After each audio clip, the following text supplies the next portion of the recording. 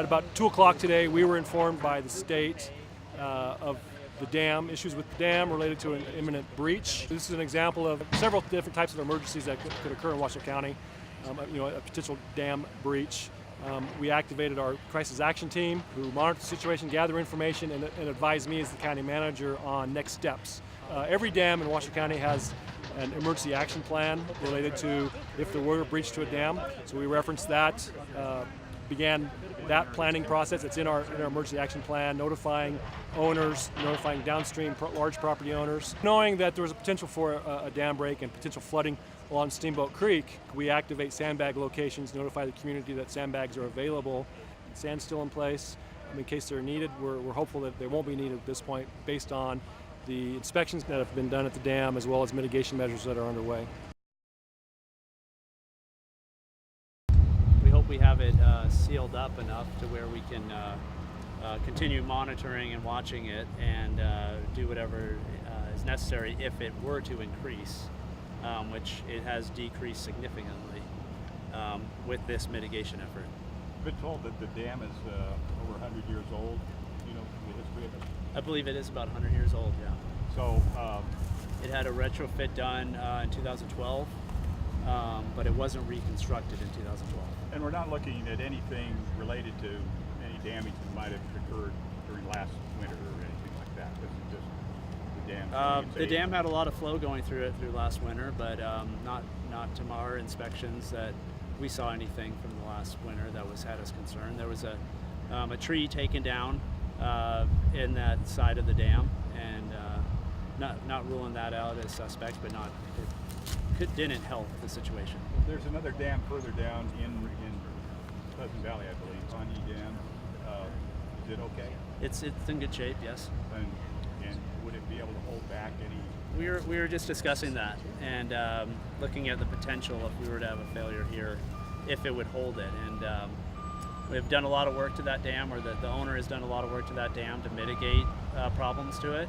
So we feel pretty comfortable that it would slow down the flow enough to slow down the flow to prevent, catastrophic flooding or overtopping that dam.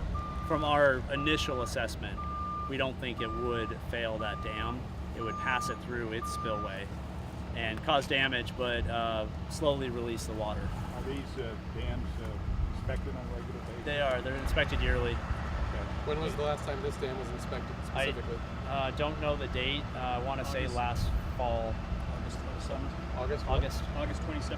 At that point, there were no concerns then? There were no major If it had concerns failed, what that we're I know. looking at is taking a few feet off of Little Washoe and maybe Big Washoe as well.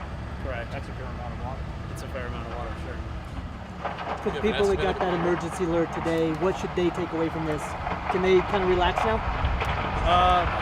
We're still monitoring the situation, so it's not over yet, but they can relax for the moment that there's no immediate sense of failure, but we need to still monitor it overnight and throughout the next few weeks, and until we can get in there and see what the material is that we're working with and come up with a fix to fix it.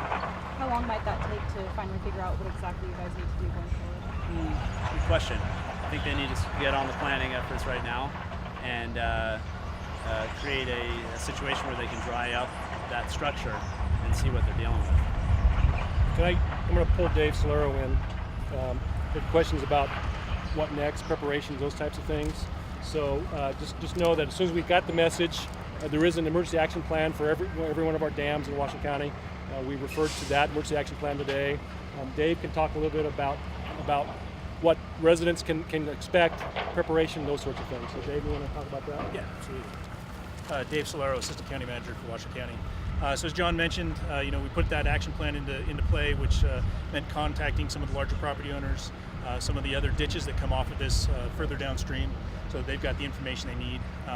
One of the things, we activated our sandbag locations, so those are up. We were looking at this as kind of around January, February 2017 levels in the downstream portion of this. So that's what we were pushing out to the citizens. So right now I feel a lot better that it's not going to reach that point, but as the state mentioned. We really need to just make sure we're taking care of that, taking a look, watching it, monitoring, and keeping those monitorings up overnight. So we do have sandbag locations out. People are more than willing. They want to go get those informations on our website. So. Do you have a number of residences that, when you look at January, February 2017, do you have any estimates for kind of residences affected, businesses, homes, infrastructure, that sort of thing? Probably about roughly around 100 residents would see some water on their property if we got to the level of the 2017 flooding that occurred. That would be in Pleasant Valley? That would be through Pleasant Valley, kind of through all the way down potentially into Hidden Valley. But it's a long time to get to Hidden Valley. And we're really concentrating on Pleasant Valley down to Toll Road. There's some low water crossing, bridge crossings in that area. We're concerned about those, so everything was ready to close those off if need be. So your best advice for those people in those areas you just mentioned is what?